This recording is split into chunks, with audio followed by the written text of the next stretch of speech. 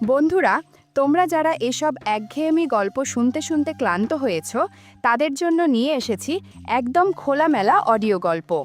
এসব অডিও গল্পের ওয়েবসাইটের লিংক কমেন্ট দেয়া আছে, আর কিভাবে সাইট থেকে গল্প শুনবে সেটার টিউটোরিয়াল দেয়া হলো। সাইটে ঢোকার পরে এরকম বিজ্ঞাপন আসলে এখান থেকে কেটে দিবেন। যে গল্প শুনতে চান সেটাই ক্লিক করার পর যদি অন্য জায়গায় নিয়ে যায় তাহলে ব্যাক বাটন চাপ দিতে হবে। তারপর আবার গল্পের উপর ক্লিক করতে হবে। তারপর এই জায়গা থেকে প্লে বাটনে ক্লিক করতে হবে। প্লে বাটনে ক্লিক করার পর যদি আবার বিজ্ঞাপন আসে তাহলে বিজ্ঞাপন এখান থেকে কেটে দিতে হবে। আমার নাম আরশি। আমি ইতিহাস বিভাগের একজন আগ্রহী ছাত্রী। ইতিহাস সবসময়ই আমার খুব প্রিয় বিষয়।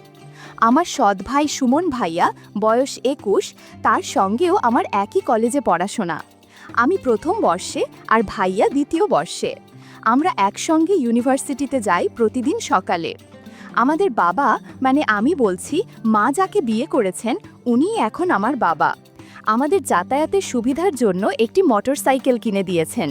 ভাইয়া চালায় আর আমি তার পেছনে বসি। আমার নিজের বাবা মারা গেছেন অনেক আগে, তখন আমি খুব ছোট। মা পরে আবার বিয়ে করেন। নতুন পরিবারটা অনেক আন্তরিক। সুমন ভাইয়া বরাবরই শান্ত, দায়িত্ববান আর আমার প্রতি ভীষণ যত্নশীল। আমাদের দৈনন্দিন জীবনটা ছিল বেশ গোছানো। সকাল 8টায় বাবা মা দুজনেই অফিসে যান, আর তারপর আমরা দুজন ভাই বোন বাড়িতে তৈরি হই ক্লাসে যাওয়ার জন্য। একটা মাত্র বাথরুম, তাই সাধারণত আমি আগে গোসল করি, তারপর ভাইয়া। আমি একটু বেশি সময় নিই, কারণ মেয়ে হিসেবে একটু প্রস্তুতির বাড়তি সময় তো লাগেই। সেই রুটিন মাফিক জীবনের একদিন হঠাৎ একটা ছোট্ট ঘটনা ঘটে গেল, যেটা আমার মনকে একটু অস্থির করে দিয়েছিল। সেদিনও মা বাবা অফিসে গেলেন যথারীতি। আমি নাস্তা শেষ করে বাথরুমে ঢুকে দরজা বন্ধ করলাম। এমন সময় হঠাৎ মনে হলো দরজার নিচে যেন একটা ছায়া দেখা যাচ্ছে। প্রথমে ভাবলাম হয়তো লাইটের প্রতিফলন বা চোখের ভুল, কিন্তু যখন মুখে ফেসওয়াশ লাগাচ্ছিলাম তখন আবার ছায়াটা নড়ল। আমি এক মুহূর্ত চুপ করে দাঁড়িয়ে রইলাম। মনে হচ্ছিল কেউ যেন বাইরে দাঁড়িয়ে আছে, কিন্তু বাড়িতে তো তখন আমি আর ভাইয়া ছাড়া আর কেউ ছিল না। মাথার ভেতরে অনেক চিন্তা ঘুরতে লাগলো। হয়তো কিছুই না, হয়তো এটা নিছক কাকতালীয় কিছু, কিন্তু সেই মুহূর্তটা আমার মনে এক ধরনের আলোড়ন তৈরি করেছিল, যেটা সহজে ভুলে যাওয়া যায় না। এরপর গোসল শেষ করে বেরিয়ে এলাম, কিন্তু একটা অদ্ভুত অনুভূতি তখনও ভেতরে রয়ে গেল। সম্পর্কের গভীরতা বা জটিলতা অনেক সময় এমন ছোট্ট ছোট্ট মুহূর্তেই জন্ম নেয়। হয়তো সেটাও ছিল তেমনই কোনো শুরু। আমি চেষ্টা করছিলাম মনকে শান্ত রাখার, নিজেকে বোঝাচ্ছিলাম সব কিছুই হয়তো আমার ভুল দেখা, কিন্তু মনটা মানছিল না। আমি ধীরে ধীরে গোসল শেষ করে কাপড় পরে নিলাম। যখন ওড়নাটা তুলতে গেলাম তখন আবার দরজার নিচে একটা অস্পষ্ট নড়াচড়া দেখতে পেলাম। বুকের ভেতর যেন হালকা কাঁপন জাগলো। মাথায় প্রশ্ন ভিড় করছিল, এই কি সেই ছায়া? তবে কি? আমি আর দেরি না করে নিজের ঘরে চলে এলাম। প্রস্তুত হচ্ছিলাম ইউনিভার্সিটিতে যাওয়ার জন্য। কিছুক্ষণ পর ভাইয়া ডাকলো, চল দেরি হয়ে যাচ্ছে। প্রতিদিনের মতোই আমরা বাড়ির দরজা বন্ধ করে বেরিয়ে পড়লাম। আমি ভাইয়ার পেছনে বসে ব্যাগটা সামলে নিলাম। পরদিন সকালে বাবা মা অফিসে চলে যাওয়ার পর আমি সিদ্ধান্ত নিলাম এই সংশয়ের জবাব আমাকে পেতেই হবে। মনে একটা কৌশল এলো। আমি মোবাইল ফোনে ক্যামেরা চালু করে সেটা এমনভাবে বাথরুমের বাইরের দিকে রেখে দিলাম যাতে কেউ যদি ইচ্ছাকৃতভাবে কিছু করে তা ধরা পড়ে। এরপর আমি বাথরুমে ঢুকে দরজাটা ভেতর থেকে বন্ধ করে দিলাম। কয়েক মুহূর্ত পর দরজার নিচে আবার একটা নড়াচড়া। এবার আর আমি দ্বিধায় ছিলাম না, যা হওয়ার তা ক্যামেরায় ধরা পড়েছে। গোসল সেরে দ্রুত বেরিয়ে এসে মোবাইলটা হাতে নিলাম। নিজের ঘরে গিয়ে ভিডিওটা চালিয়ে দিলাম। সেখানে যা দেখলাম তাতে আমি স্তব্ধ হয়ে গেলাম। বিশ্বাস করতে কষ্ট হচ্ছিল এটা কিভাবে সম্ভব। এত কাছের, এত বিশ্বাসের একজন মানুষ এমনটা করতে পারে। কিছু না ভেবে আমি আবারও ভাইয়ার সঙ্গে ইউনিভার্সিটিতে রওনা দিলাম। পেছনে বসে ওর কাঁধে হাত রেখে বসেছিলাম একটু শক্তভাবে। তখনও অবাক হয়ে বলল, তুই ঠিক আছিস তো? আমি বললাম, হ্যাঁ ভাই, একটু অস্বস্তি লাগছে তাই। পুরো দিনটা অস্থিরতায় কাটল। ক্লাসে মন বসছিল না, আর বারবার মনে হচ্ছিল আমি যা জানি তা ওকে বলবো কিনা। দুপুরে বাড়ি ফিরে এলাম। তখনও সিদ্ধান্ত নিতে পারছিলাম না ভাইয়াকে বলবো নাকি চুপ করে থাকব। রাতে শুয়ে বারবার পাশ ফিরছিলাম, কিছুতেই ঘুম আসছিল না। অবশেষে আবার সাহস করে সেই ভিডিওটা চালিয়ে দেখলাম নিঃশব্দে, একা।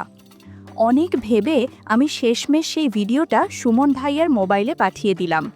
আমি চেয়েছিলাম সে জানুক আমি সব বুঝে ফেলেছি।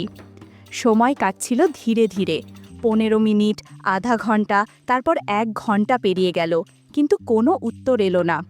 সারা রাত কেটে গেল এমনভাবেই, কোনো প্রতিক্রিয়া ছাড়া। পরদিন ছিল রবিবার, আমরা সবাই বাড়িতেই ছিলাম। সকালের নাস্তা সবাই একসাথে খেলাম। আমার ভিতরে তখনও চলছিল একটা ঝড়। নাস্তার সময় বলতে চেয়েও কিছু বলিনি। ভাইয়ার আচরণ ছিল স্বাভাবিক, যেন কিছুই ঘটেনি। মনে হলো ভিডিওটা হয়তো সে এখনও দেখেনি। ঠিক তখন সকাল 10টার দিকে হঠাৎ মোবাইলে ভাইয়ার একটা মেসেজ এলো। আমার হাত যেন কেঁপে উঠল। তাতে লেখা ছিল, ভিডিওটা দেখেছি। মেসেজটা ছোট হলেও তার ভেতরে যেন অনেক কিছু লুকানো ছিল।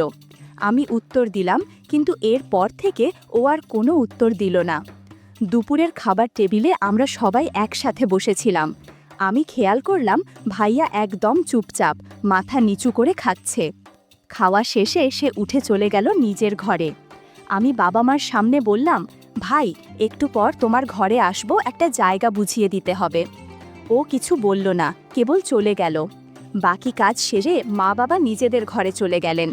আমি তখন সোজা ভাইয়ার ঘরের দিকে গেলাম। দরজা ঠেলে ঢুকতেই দেখি সে জানালার পাশে চুপ করে দাঁড়িয়ে আছে। আমি নিঃশব্দে ঘরে ঢুকে দরজাটা টেনে লাগালাম, তারপর তার পাশে গিয়ে দাঁড়ালাম।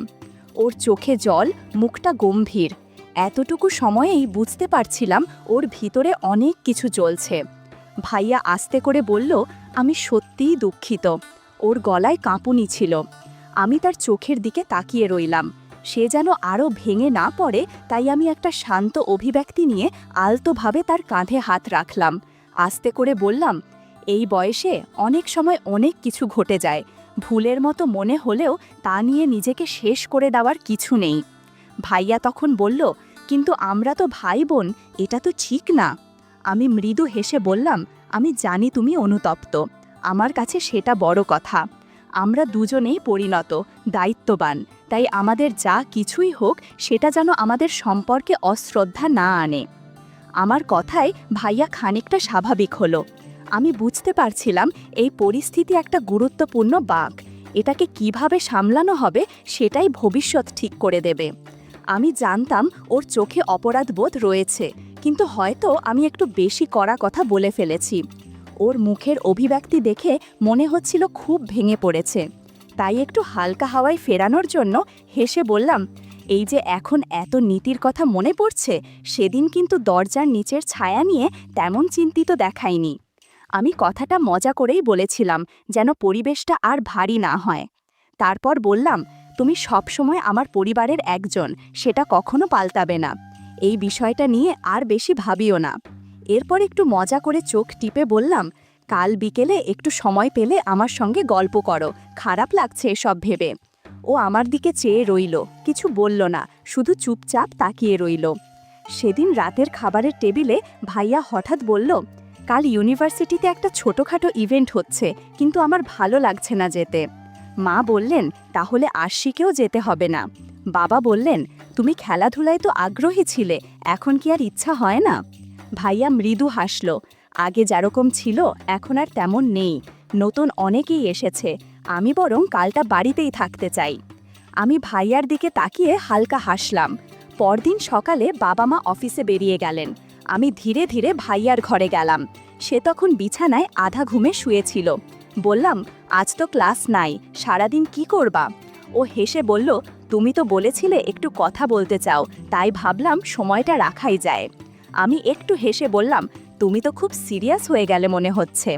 ও কিছু না বলে চোখ মেলে আমার দিকে তাকাল, একটা মুচকি হাসি দিয়ে বলল, সব সময় না, আজ শুধু তোমার জন্য। আমরা কিছুক্ষণ গল্প করলাম, পুরনো কথা, ক্লাসের স্মৃতি, ছোট ছোট মজার ঘটনা। হঠাৎ আমি জিজ্ঞেস করলাম, তুমি কেন এমনভাবে কথা বলো? মাঝে মাঝে মনে হয় আমাদের মধ্যে বন্ধুত্ব ছাড়িয়ে অন্য কিছু ভাবতে শুরু করছো। সে শান্তভাবে বলল, সব বন্ধুত্বের একটা গভীরতা থাকে, কখনো সেটা অনুভূতির থেকেও বেশি কিছু মনে হতে পারে। তবে সেটা মানে এই না যে সব সীমা পার হয়ে যেতে হবে। আমি কিছুক্ষণ চুপ করে রইলাম। ওর চোখে এক ধরনের সম্মান আর দ্বিধার মিশ্রণ ছিল। আমি আস্তে করে বললাম, সীমারেখা থাকা ভালো, কাছের মানুষদের প্রতি ভালো লাগা হতেই পারে, কিন্তু তা যেন এমন না হয় যাতে আমরা একে অপরের প্রতি শ্রদ্ধা হারিয়ে ফেলি। ও মাথা নেড়ে বলল, ঠিক বলেছ, আমি ভুল বোঝার জন্য দুঃখিত। তুমি চাইলে সব কিছু আগের মতোই থাকবে। আমি বললাম, এখনও সময় আছে, সব ঠিক করে নেওয়া যায়। সুমনের চোখে যেন এক গভীর নীরবতা। তার দৃষ্টিতে ছিল এমন এক অনুভব যা শব্দে বলা কঠিন। আরশি নিজের হাত দুটো মুঠো করে শক্ত করে ধরল, এক ধরনের সাহসিকতা নিজেকে বুঝাতে। তারপর সে ধীরে ধীরে বলল, আমি জানি না এটা ঠিক না ভুল, কিন্তু তোমার পাশে থাকলে মনে হয় আমি নিজের জায়গায় আছি, সব কিছু ঠিকঠাক। তার কণ্ঠে কাঁপুনি ছিল, শব্দগুলো যেন বুকের ভেতর থেকে ধাক্কা দিয়ে বেরিয়ে আসছিল। যদি তুমি মনে করো আমি ভুল করছো, তাহলে আমি থেমে যাব, কিন্তু বলো না আমার অনুভূতিটা একেবারেই ভিত্তিহীন। সুমন কিছুক্ষণ চুপ করে রইল। তার মুখের অভিব্যক্তি থেকে বোঝা যাচ্ছিল সে দ্বিধার ভেতর আটকে আছে। তারপর ধীরে বলল, তুমি কি জানো তোমাকে নিয়ে আমি কত ভাবি? আমি সবসময় চাই তুমি হাসি খুশি থাকো, নিজের স্বপ্ন নিয়ে এগিয়ে যাও, কিন্তু কখনো ভাবিনি তুমি এমন কিছু বলবে যা আমাদের সম্পর্কের সীমা বদলে দেবে। আরশি জিজ্ঞেস করল, তবে কি তুমি ভাবো এই অনুভবটা ভুল? সুমন দীর্ঘশ্বাস ফেলে বলল, আমি জানি না ভুল কি ঠিক, শুধু জানি তুমি আমার জীবনের এমন একজন যাকে ছাড়া আমার গল্প অসম্পূর্ণ মনে হয়। কিন্তু আমি ভয় পাই যদি এই পথটা আমাদের আগের সম্পর্কটাই কেড়ে নেয়। আরশি তার হাত ধরল, বলল, ভয় পেও না, আমাদের অনুভব যদি সত্যি হয় তাহলে সেটি আমাদের মধ্যে একটা নতুন শক্তি এনে দেবে। আমি কথা দিচ্ছি তোমাকে কখনো কষ্ট দেব না। তুমি চাইলে এই অনুভূতিটা শুধু আমাদের মধ্যেই থাকুক, কারো জানার দরকার নেই। সুমন একটা মৃদু হাসি দিল, বলল, তুমি যদি এতটা গুরুত্ব দাও তবে আমিও আর পালাতে চাই না, তবে আমাদের বুঝে শুনে এগোতে হবে। তারা দুজন একে অপরের চোখে তাকিয়েছিল কিছুক্ষণ, শব্দহীন কিন্তু আবেগ ভরা। এরপর ধীরে ধীরে তারা একে অপরের দিকে এগিয়ে এলো, যেন একটি নতুন অধ্যায়ের দরজায় দাঁড়িয়ে। সেই দিন থেকে তাদের সম্পর্কের রং বদলে গেল। আগে যা ছিল বন্ধুত্ব, তা এখন হয়ে উঠল এক গভীর ভালোবাসার অনুভব। কিন্তু এই অনুভূতির স্বীকৃতি ছিল কেবল তাদের নিজেদের মধ্যেই, একটি নীরব সংরক্ষিত অধ্যায় যা বাইরের জগৎ জানে না। পরদিন সকালে আরশি কিছুটা চিন্তিত ছিল। সুমন বলল, কি হলো, চিন্তিত দেখাচ্ছে? আরশি মাথা নিচু করে বলল, সব কিছু এত দ্রুত হয়ে গেল, আমি বুঝতে পারছি না সামনে কি হবে। আমাদের পথ সহজ হবে না, সমাজ পরিবার সবাই প্রশ্ন তুলবে। সুমন মাথা নেড়ে বলল, হ্যাঁ ঠিক বলেছ, তাই এখন থেকে আমাদের প্রতিটি পদক্ষেপ সতর্ক হতে হবে। আমরা নিজেরাই নিজেদের বিশ্বাস করতে পারলেই বাকিদের মানানো সময়ের ব্যাপার। সুমন ধীরে ধীরে আরশির দিকে এগিয়ে এসে বলল, যখন ভালোবাসা সত্যিকারের হয় তখন আমাদের কাউকে কিছু প্রমাণ করার দরকার পড়ে না, শুধু একে অপরের পাশে থাকাটাই সবকিছু। আরশি তার কথা একটু আশ্বস্ত হলো। সে সুমনের চোখের গভীরে তাকিয়ে বুঝতে পারল এই মানুষটার সঙ্গেই তার মনের যোগ। ভয় পাওয়ার কিছু নেই, সুমন বলল, তুমি চাইলে আমরা আমাদের সম্পর্ক এখনই সবার সামনে আনতে পারি না, তবে সঠিক সময় এলে আমরা কাউকে লুকাবো না। আরশি হাসি মুখে বলল, আমি শুধু চাই আমরা যেন সব সময় একে অপরকে বুঝি, যদি বিশ্বাস থাকে সব বাধা আমরা পার করতে পারবো। পরবর্তী কিছুদিন ছিল নিঃশব্দ কিন্তু সুন্দর। তারা দুজনই সিদ্ধান্ত নিয়েছিল এই ভালোবাসা কখনো তাদের পড়াশোনা বা ভবিষ্যতের পথে বাধা হবে না। তারা একে অপরকে স্পেস দিত, সমর্থন করত, কিন্তু ভালোবাসা এমন এক আবেগ যাকে চেপে রাখা কঠিন। একদিন কলেজের ক্যান্টিনে বসে তারা মৃদু গলায় কথা বলছিল, হাসছিল। ঠিক তখনই রিমা, তাদের ঘনিষ্ঠ বন্ধু, সেখানে এসে পড়ে। সে হেসে বলল, এই যে খুব গোপন গোপন কথা হচ্ছে নাকি? আরশি ও সুমন কিছুটা অপ্রস্তুত হয়ে গেল। সুমন হালকা করে হেসে বলল, না রে, তেমন কিছু না, সেমিনারের আলোচনা হচ্ছিল। কিন্তু রিমা বুঝতে পারছিল এখানে কিছুর গন্ধ আছে। সেদিন সন্ধ্যায় সুমন একা ছিল বাসায়। হঠাৎ ফোন বেজে উঠল আরশি। তার গলায় ছিল চিন্তার ছায়া। তুমি কি ছাদে আসতে পারবে? খুব জরুরি কথা আছে, আরশি বলল। সুমন ছাদে গিয়ে দেখে আরশি আগেই সেখানে দাঁড়িয়ে, হাতে একটি লাল গোলাপ। আমি আর লুকিয়ে রাখতে পারছি না, সে বলল। আমি তোমাকে ভালোবাসি সুমন, আর এ সত্য সবাই জানুক, আমি চাই। সুমন স্তব্ধ হয়ে গেল। কিছুক্ষণ চুপ থেকে বলল, তুমি কি জানো এর মানে কি? সমাজ, পরিবার, বন্ধু বান্ধব সবাই প্রশ্ন তুলবে। আরশি ধীরে বলল, তাদের চিন্তা আমার নয়। আমি শুধু চাই তুমি আমার পাশে থাকো, তাহলেই আমি সব প্রশ্নের উত্তর খুঁজে নেব। সুমনের চোখে জল এসে গেল। সে গোলাপটি হাতে নিয়ে বলল, তোমার সাহস আমাকে সাহসী করে তোলে। যদি তোমার ভালোবাসা এতটাই সত্যি হয়, তবে আমি সব বাধা অতিক্রম করব। তার কথা শুনে আরশির চোখে এক আশ্রয়ের মমতা ফুটে উঠল। সে হাসল। সেই হাসিতে ছিল বিশ্বাস আর নির্ভরতা। তারা একে অপরকে জড়িয়ে ধরল। সেই আলিঙ্গন ছিল নীরব, অথচ এত গভীর যেন হাজার শব্দেও প্রকাশ করা যায় না। সেই মুহূর্তে যেন সময় থেমে গেল। কেবল ছিল তাদের নিঃশ্বাসের শব্দ, হৃদয়ের স্পন্দন, আর সেই অদৃশ্য প্রতিজ্ঞা, আমরা একসাথে থাকব, যাই হোক না কেন। এই ভালোবাসা এখন আর কেবল একটি গোপন অনুভব ছিল না, এটি ছিল এক সাহসিকতার গল্প, এক সম্পর্কের শিকড় যা সময়ের সাথে আরও গভীর হবে।